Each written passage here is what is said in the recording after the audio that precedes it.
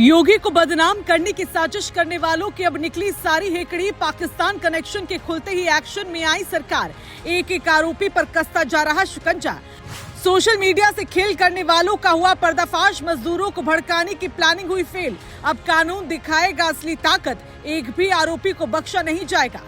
एक ऑटो चालक ने कैसे भड़काई नोएडा में सैलरी वाली आग। सुरक्षा एजेंसियों के भी जानकर उड़े होश। अब होगा एक एक का हिसाब। मिट्टी में मिला दिए योगी ने उपद्रवियों के ख्वाब। नोएडा में मजदूरों के नाम पर जो बवाल खड़ा किया गया, अब उसी साजिश के पीछे छिपे चेहरे एक एक करके सामने आ रहे हैं। और जैसे जैसे सच बाहर आ रहा है, वैसे वैसे साजिशकर्ताओं की सारी हेकड़ी भी निकलती नजर आ रही है। शुरुआत में इसे आम लोगों का गुस्सा बताया गया, लेकिन अब साफ हो गया कि पूरा मामला सिर्फ नाराजगी नहीं बल्कि एक सोची समझी चाल थी, जिसमें माहौल बिगाड़ने के साथ साथ योगी सरकार की छवि को भी नुकसान पहुंचाने की कोशिश की गई। लेकिन अब हालात पूरी तरह पलट चुके हैं और जो लोग पर्दे के पीछे से खेल खेल रहे थे, वही अब कानून के शिकंजे में आते जा रहे हैं। इतना ही नहीं, जैसे ही इस मामले में सीमा पार कनेक्शन सामने आया, वैसे ही सुरक्षा एजेंसियां भी अलर्ट मोड पर आ गई हैं। कैसे क्या कुछ हुआ है, चलिए आपको सब बताते हैं। दरअसल गौतम बुद्ध नगर की पुलिस कमिश्नर लक्ष्मी सिंह ने जब प्रेस कॉन्फ्रेंस कर सच्चाई सामने रखी, तो पूरा मामला ही बदल गया। उन्होंने बताया कि कैसे सोशल मीडिया के जरिए फर्जी खबरें फैलाकर माहौल को भड़काने की कोशिश की गई। मीर इलियासी और आयुषी तिवारी नाम के एक्स हैंडल से ऐसी भ्रामक पोस्ट डाली गई, जिनमें गलत आंकड़े और अफवाहें फैलाई गई। लेकिन जैसे ही जांच एजेंसियों ने इनकी तह तक पहुंचना शुरू किया, वैसे ही पूरा खेल खुल गया और पता चला कि अकाउंट भारत में बने जरूर थे, लेकिन लंबे समय से पाकिस्तान से ऑपरेट हो रहे थे। यहीं से साजिशकर्ताओं की पूरी प्लानिंग धाराशाही हो गई।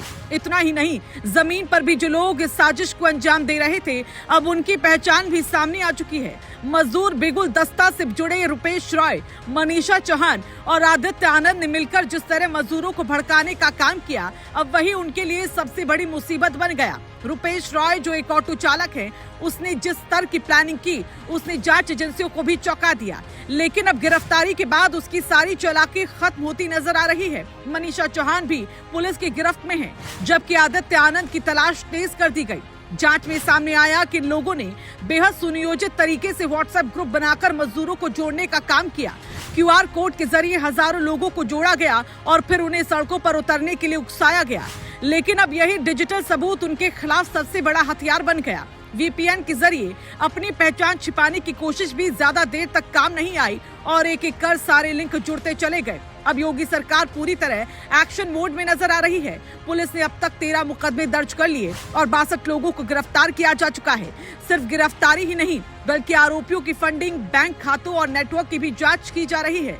साफ संकेत दिए जा रहे हैं कि इस मामले में किसी को भी बख्शा नहीं जाएगा और जरूरत पड़ी तो राष्ट्रीय सुरक्षा कानून के तहत भी कार्रवाई की जाएगी।